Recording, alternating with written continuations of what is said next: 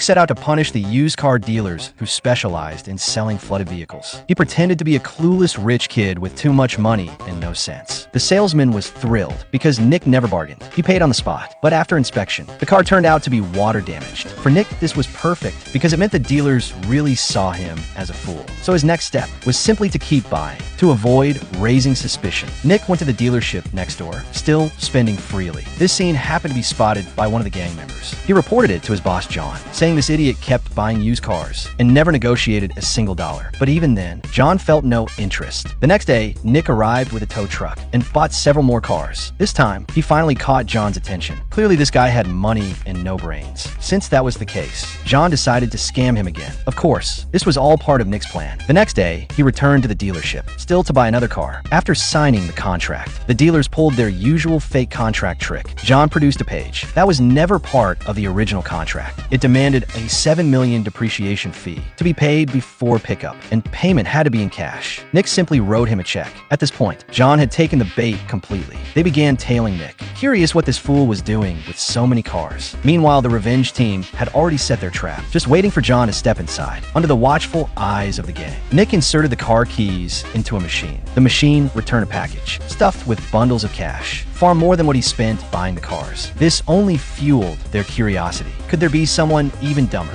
willing to pay even more for these junkers? With that question, John approached the machine, unaware that the cameras above were actually monitored by the revenge team. He tried, but couldn't figure out the trick. Seeing a fool earn so much money sent him into a rage. He smashed the machine apart, so when Nick returned to buy another car, the gang kidnapped him on the spot.